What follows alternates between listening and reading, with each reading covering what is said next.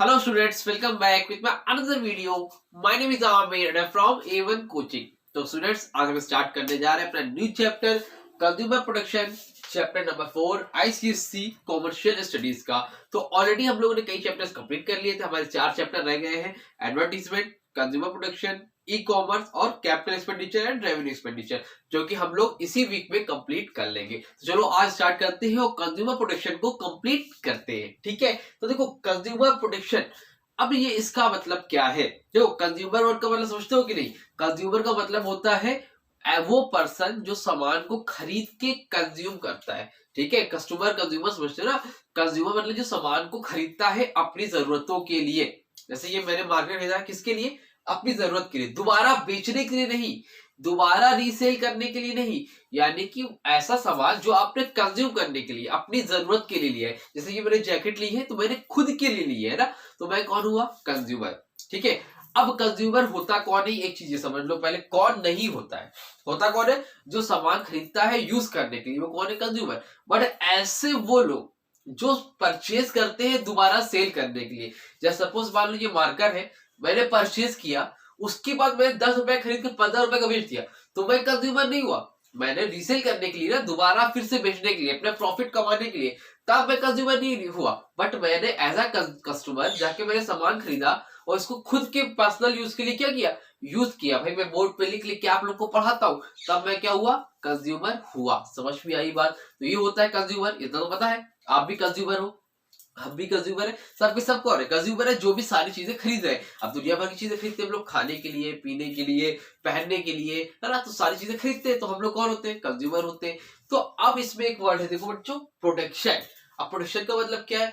Consumer के लिए protection. होता क्या था आज से बहुत पहले, जब ये एक्ट नहीं आया था, कंज्यूमर प्रोटेक्शन एक्ट, तो कंज्यूमर के साथ बहुत सी क्या होती थी? चीट वगैरह हो जाते थे, है ना? तो एडल्ट बहुत सारी चीज मिक्सचर हो जाता था, मतलब बहुत तरह से चीटिंग वगैरह हो जाती थी, एडल्ट्रेशन हो जाता था। एडल्ट्रेशन मतलब तो मिलावट हो जाती थी, सामान लोग कम ज्यादा करके दे देते थे। मतलब इन केस बोला जाए तो एक तरह से लोग बेवकूफ बनाते थे, जिससे आपको क्या होता था?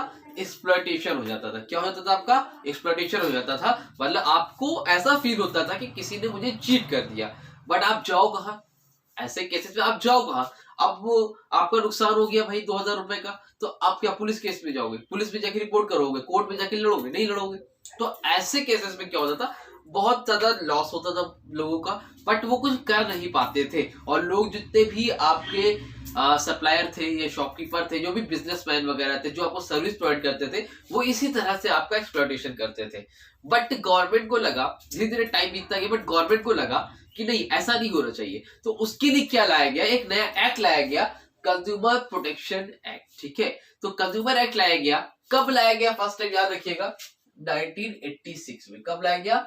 1986 में लाया गया, जिसमें कंज्यूमर के लिए नई नई चीजें लाई गई। अगर उनके साथ चीटिंग होती है, किसी तरह का फ्रॉड वगैरह होता है, तो वो कहीं कहा जा सकता है? वो डायरेक्टली जा सकता है कंज्यूमर फोरम में। कहा जा सकता है बच्चों, याद रखना इस बात को, एमसीक्यू में क्वेश्चन बन सकता है। कहां पर जा सकता है?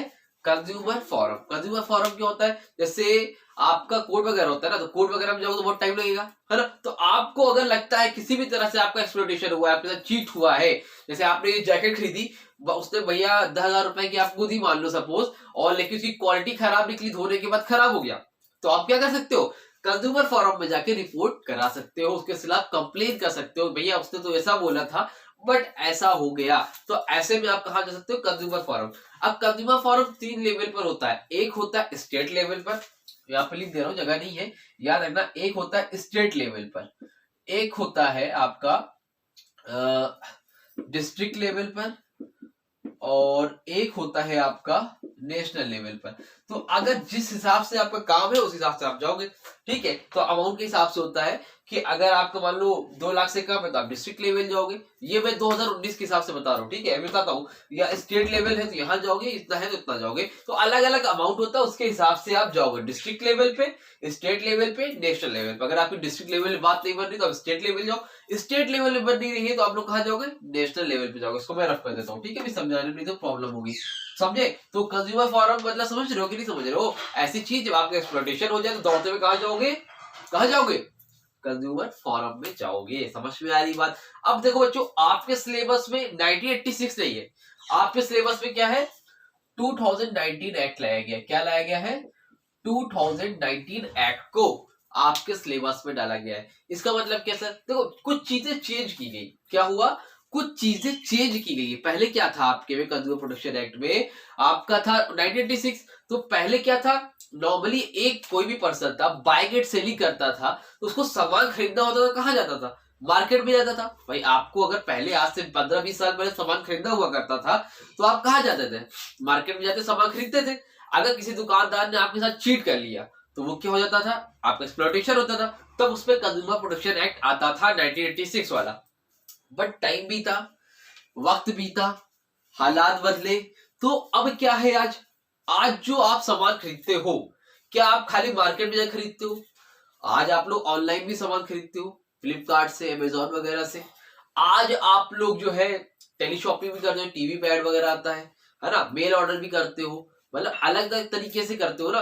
तो ऑफलाइन के अलावा भी आप लोग जितनी भी तरह से सामान खरीदते हो और उसमें आपके साथ एक्सप्लॉयटेशन होता है, चाहे वो ऑनलाइन हो, चाहे वो डोर टू डोर वाली सेलिंग हो, किसी भी तरह हो, टेली शॉपिंग हो, किसी भी तरह से अगर कस्टमर के साथ, कंज्यूमर के साथ एक्सप्लॉयटेशन हो रहा है, डेट मीन्स वो क्या कर सकता है? कंज्यूमर फोरम में जाके कंप्लेन कर सकता है और उसको कंप्लेन को सुना जाएगा और जो भी इसको कंपनसेट होगा उसको दिया जाएगा। समझ में आ गई बात? ये 2019 एक्ट है जिसमें चेंज लाया गया है, क्योंकि पहले खाली ऑफलाइन मार्केट हुआ करती थी, बट ऑनलाइन आज वगैरह सब कुछ है, इसलिए बहुत सी चीजें चेंज की गई है। ठीक है, तो चलो आगे देखते हैं। तो इसका मतलब समझ गया कंज्यूमर प्रोटेक्शन क्या होता है? देखो मीनिंग लिखी हुई है, मीनिंग से बता देता हूं कि consumer protection refers to the act. Consumer protection किसको रेफर करता है? Act of providing adequate protection to consumer against the unsurplus, exploitative and unfair trade practices of manufacturers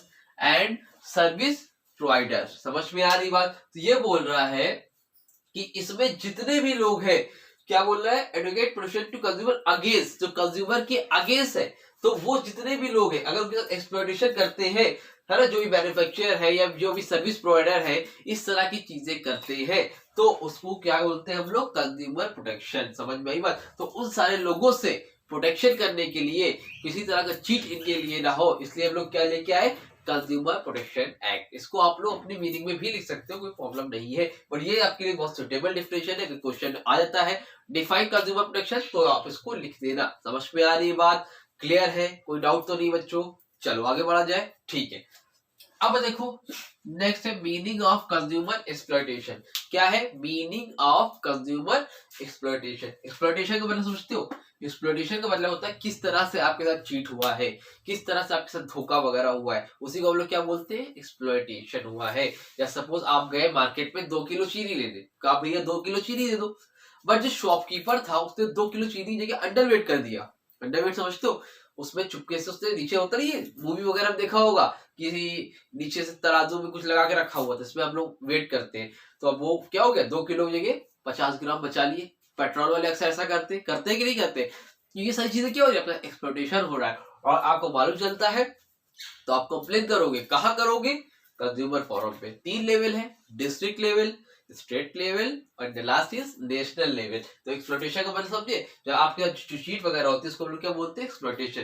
तो देखो consumer exploitation means harming the interest of consumer. Consumer के interest को harm पहुंचाया जा रहा है in various ways, with different तरीकों से। When consumer do not get value for, जब कंज्यूमर अपनी वैल्यू नहीं जाता है for their money, when consumer do not get value for their money, उसको अपनी वैल्यू जो पैसा उसने दिया उसके हिसाब से सामान नहीं मिलता है, ड्यू टू डिसऑनेस्टी, डिसऑनेस्टी के कारण, बेईमानी के कारण, on the part of trader और manufacturer, consumer exploitation takes place. किसकी वजह से? ट्रेडर्स या मैन्युफैक्चरर की वजह से ऐसा कुछ होता है, तो वहां पर कंज्यूमर एक्सप्लॉयटेशन टेक्स प्लेस, मतलब वहां पर कंज्यूमर एक्सप्लॉयटेशन हो जाता है किसी के भी साथ। समझ में आई बात? मान लो एक बंदा था राहुल, गया दुकान में सामान खरीदने, लेकिन उसको उस पैसे के हिसाब से उस क्वालिटी का सामान नहीं मिला, तो उसके बाद क्या हो गया? एक्सप्लॉयटेशन हो गया। अब वो राहुल भाई कहाँ जाएंगे दौड़ते हुए? सॉरी, तो राहुल कहाँ जाएंगे? या बार बार मैं बोल रहा हूँ, कंज्यूमर फोरम। कहाँ जाएंगे? कंज्यूमर फोरम में जाएंगे। ठीक है, आगे देखो टाइप्स ऑफ कंज्यूमर एक्सप्लॉयटेशन। अब कितने तरह के एक्सप्लॉयटेशन होते हैं भाई? तो नंबर 1 में बच्चों ओवर चार्जिंग। क्या है? Over charging. ओवर चार्जिंग मतलब क्या है कि मान लो आप नए थे, आपको आइडिया नहीं था, अब ये मार्केट में आप खरीदने गए या मैं खरीदने गया, मार्केट में 25 रुपीज का मिलता है, बट उसमें पहली बार गया या मुझे नए शहर में आइडिया नहीं था, उसने 25 रुपये मुझे 50 रुपए का बेच दिया। ये क्या हो गया? Over charging. तो इस तरह से एक्सप्लोरेशन हो जाता है। नंबर 2 अंडर वेटिंग, मतलब अंडर वेट, अंडर सोचते हो आप कोई भी चीज सामान खरीदो, उसका वेट वगैरह कम कर दिया, 1 किलो का सामान में 100 ग्राम बचा लिया, तो लोग अक्सर ऐसा करते हैं, समझ में आ रही है? या मिक्स आप बोल सकते हो कि इसमें मिलावट वगैरह कर देने से, बोरी वगैरह होती है ना, तो उसमें कुछ मिला देना, ये सारी चीजें भी उसमें आ जाती है। एडल्ट्रेशन, ये भी उसी का पॉइंट है। एडल्ट्रेशन का मतलब होता है मिलावट। मिलावट समझते हो? जैसे बहुत सी चीजें आती हैं, जब बोरी में सामान भर भर के आता है, बोरी समझते हो ना, तो उसमें लोग कंकड़ वगैरह डाल देते हैं। गेहूं वगैरह मंगाया आपने, उसमें मिला दिया, घी में मिला कुछ चीजें मिला देते हैं।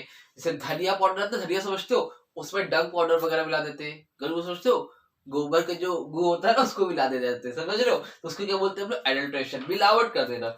उसके बाद मिसलीडिंग एडवर्टीजमेंट। मिसलीडिंग एडवर्टाइजिंग का मतलब क्या भाई? मिसलीड कर देते हैं। अलग अलग ऐड आती है ना, बोलते हैं कि भाई क्रीम लगाओ 7 दिन में गोरे हो जाओगे, समझ रहे हो? तो इस तरह से बहुत से लोगों ने क्रीम लगाई, सब गोरे हो गए? नहीं हुए। क्या गोरे हो जाता है ऐसा कोई एक हफ्ते में, 10 दिन में? गोरा ही नहीं होता है वो, उसको ऐसा लगता है कि क्रीम से गोरे हो गए, बट ऐसा नहीं है। कोई हुआ हो तो भाई बता रहा कमेंट सेक्शन में। तो वो क्या करते हैं? मिसलीड करते हैं, ठीक है।